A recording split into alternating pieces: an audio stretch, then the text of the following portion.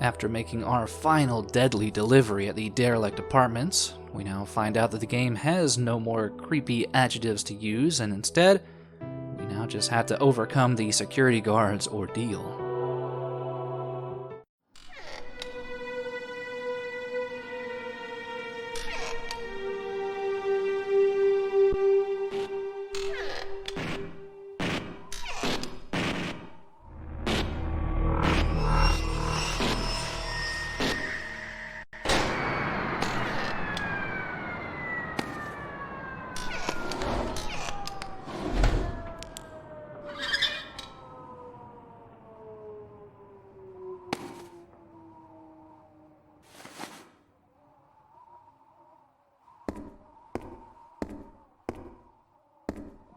And it appears that the ordeal that we are going to have to deal with as this security guard are a few nefarious trespassers that are, I guess, trying to knock out the power and possibly steal some goods on this floor.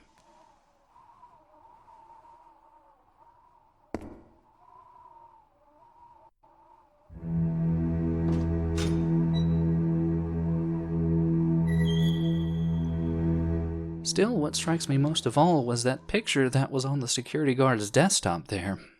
It seemed very familiar. Though we'll have to deal with that later. Instead, just need to make our way down the hallway and get to the power room.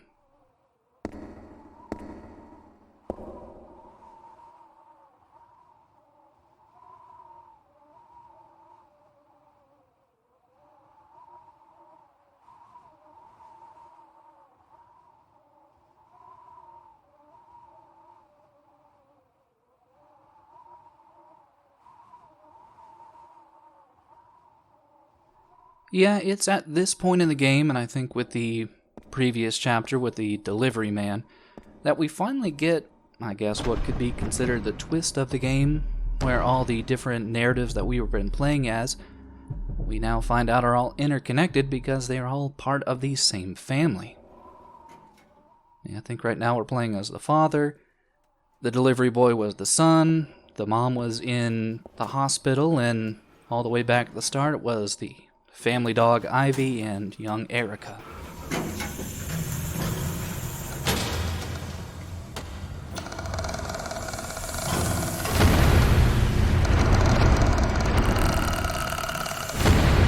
And really, that does fit in very well with how the narrative setup of a normal Ju-on film is kind of all put together. You kind of only learn later that everybody is interconnected by the curse and that they're all, inevitably doomed in one way or another. And yet, while our main focus is getting down to the power room, being a good security guard, it would probably be in our best interest to try and explore some of the rooms along the hallway to make sure we can't maybe find some of these trespassers.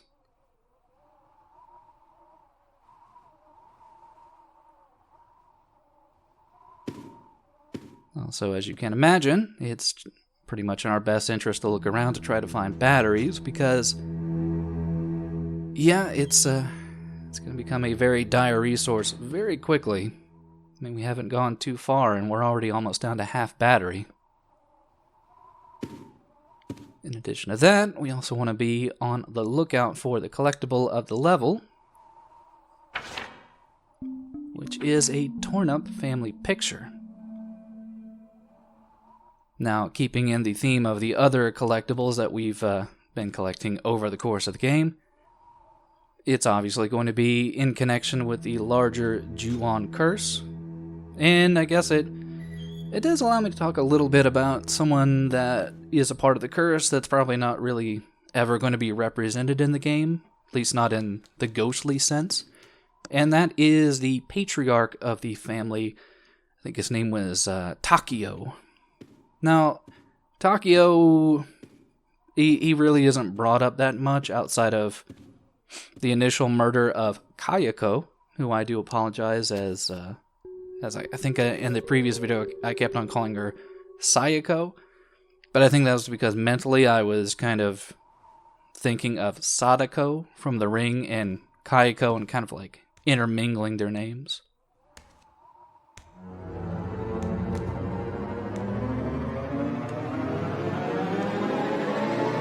But yeah, as I kind of mentioned previously, he was a pretty jealous husband. He kind of felt like Kayako was more or less his property. Like he was like the main focus of her life because he was pretty much the one that gave her any attention as a younger girl.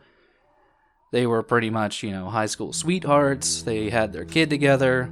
He then uncovered what he thought was an affair she was having with Toshio's, grade school teacher. In fact, he actually thought Toshio wasn't even his kid. So, yeah, I don't know. He is kind of pivotal to the whole to the whole story because without his rage and without his murderous intent and murder, the curse never would have been born. But I mean, beyond that, the story more or less, or the overall movie novelization franchise, kind of focuses more on Kayako's rage and Toshio's rage. The husband isn't really brought up outside of, the initial murders that he committed. Meanwhile, though, we have managed to secure a battery, which is great. Even better, we find our second collectible for the level already. I will say, yet again, not an especially long level. I mean, we already saw pretty much the entire layout of the level on that single map. It's more or less just one hallway with, I think, 2 or 3 rooms to explore.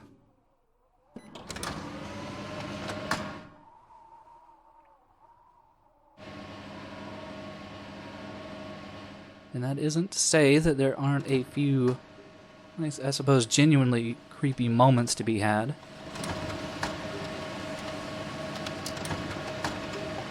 Though considering we are on this whole battery timer, we can't really sit back too long and enjoy them.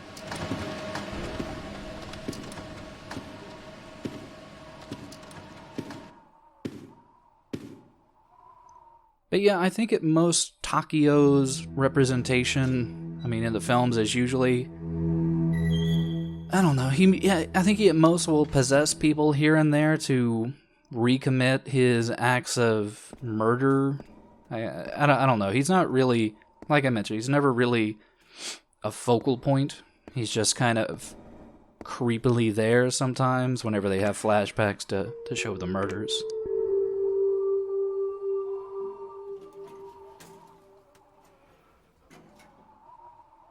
If anything, though, it seems like the father here is, working and trying his best for his family. I mean, the fact that he had the family picture as the desktop image, I think, is supposed to... He's supposed to give you the impression that he's a hard-working family man, probably doing a fairly low-level job here in the middle of the night in pretty much an unoccupied mannequin storehouse, it seems, on the 10th floor of this building. And I don't know, to some degree, I feel there could have been so much more backstory given to the overall family unit that you're playing as throughout the course of the game that I think the movie franchises and everything kind of get down better because you're able to sympathize more with the family as they are slowly killed off more and more through no real fault of their own. Like, they're the people that move into the house or, interact with the curse, they're never malicious themselves. They never really deserve it. They just kind of get swept up into, I guess a tempest of malice.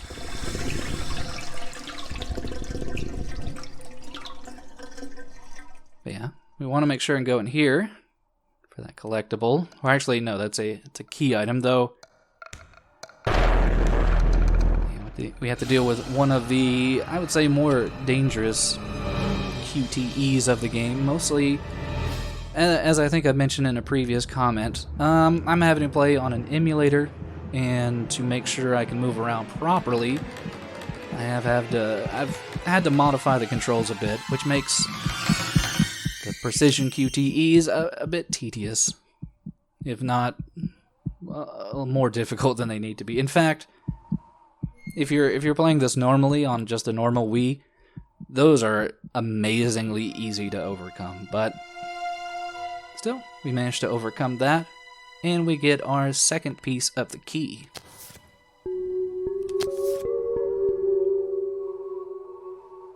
Yeah, I think this is actually the first and only key in the game that comes in multiple parts. Which is, it's a bit weird. They had to go out of their way to make a cute little pink key graphic to show, I guess, the broken up pieces of the key.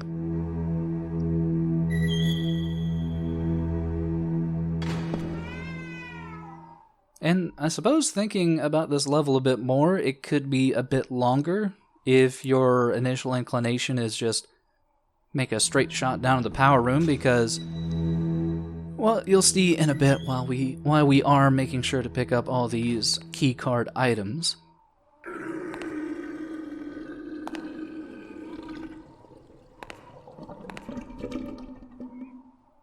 Also, you might think with some of the blood we've been finding that there might be other bodies, or there might be someone else on the floor right now. For the most part, no. We never really see any other, I guess, human people outside of the models for Kayako and Toshio.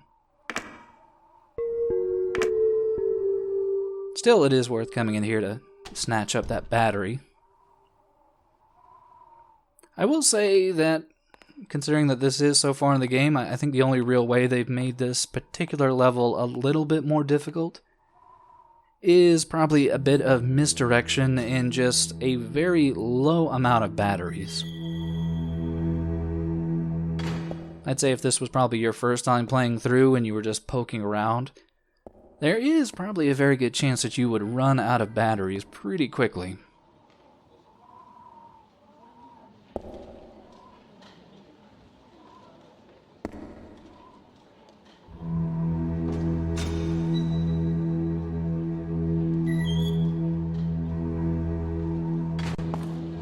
Especially as there are just a number of things to draw your attention one way or another, just the usual different creaks and meowing sounds and running footsteps behind you just out of the corner of your eye.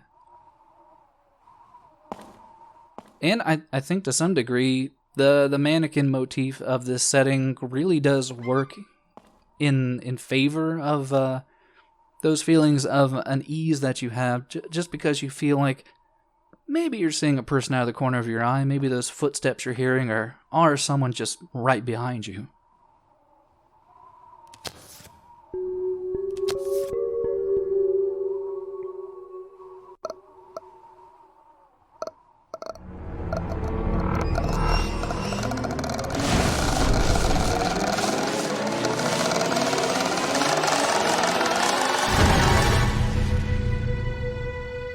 And personally, it doesn't really spring to mind that often that mannequins are used in Eastern horror as much as I would say they are in, like, Western culture and media.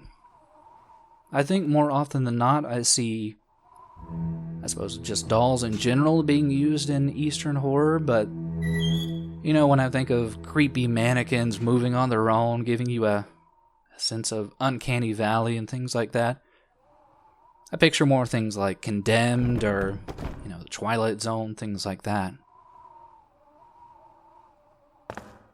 But hey, we have our third and second to last collectible item. On that, though, just have a overwhelming sense that we are being watched by, I don't know, the facial expressions they give to some of these mannequins. I don't know. I don't think it would really sell me on buying some clothing. They just seem really smug.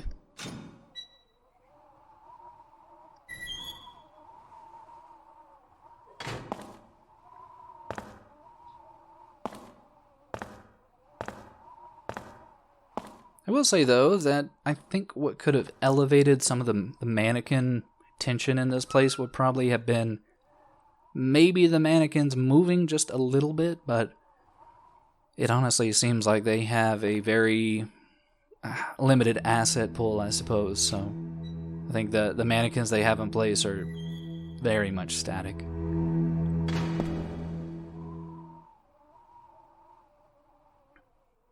Not to say they aren't used in very creepy fashion. Just there could have been a few slight touches here and there that could have sold it a little bit better. In fact, I think Coleman Francis mentioned way earlier on that something that I think that he mentioned could have elevated the game a lot more.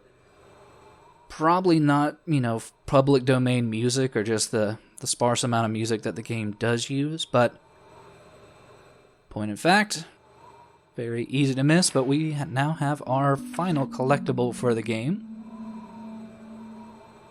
And believe it or not, that is very important, though we'll cover that once we are finished making our way down the hallway here.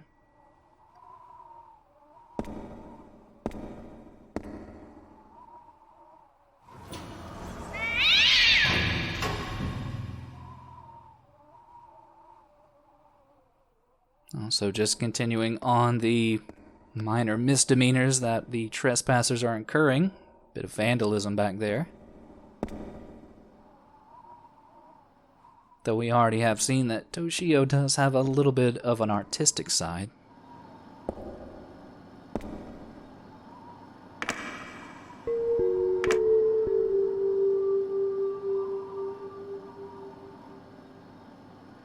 Still, we are almost all the way down to the end of the hallway, and it's at this point when I am also reminded of something we saw back in the hospital, and that was the fact that there was a television image that showed, well, the hospital, the warehouse. We now know that it also showed the derelict apartments, and in fact, it also showed this very hallway. And then that just all goes back to the inevitable doom that the curse really just wants to remind people they are going to have to deal with.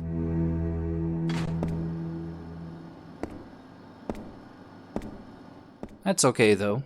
I'm sure things will get a whole lot better once we turn on the lights.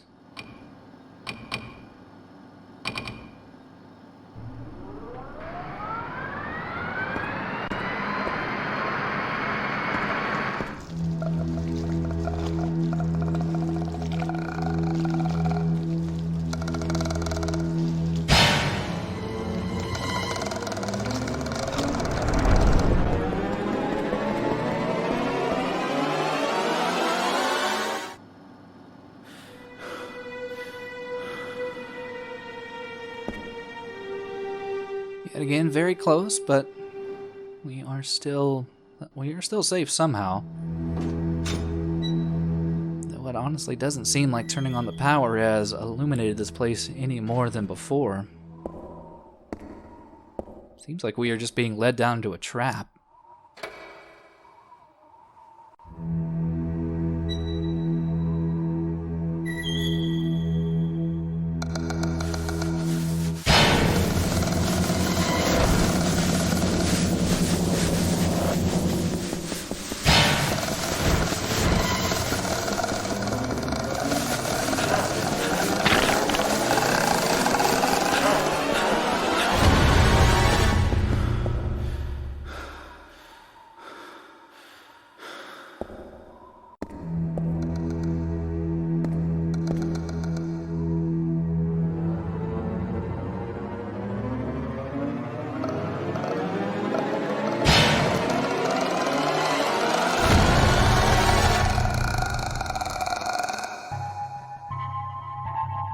And with that, it now seems like the curse has come full circle.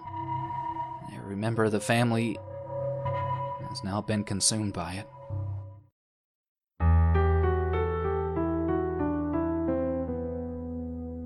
So it does lead to one of the many problems that this game has, which is it's just a very nihilistic, bleak story. There's really no hope for anything to really get better, but we at least finished it. We collected all the collectibles, and seems like we should be all good and done, right? Well, no. The thing is, if you do manage to collect every one of the collectibles, you actually unlock the final chapter of the game, where we head back to the cursed house itself. Hopefully you will join me then as we wrap up the curse.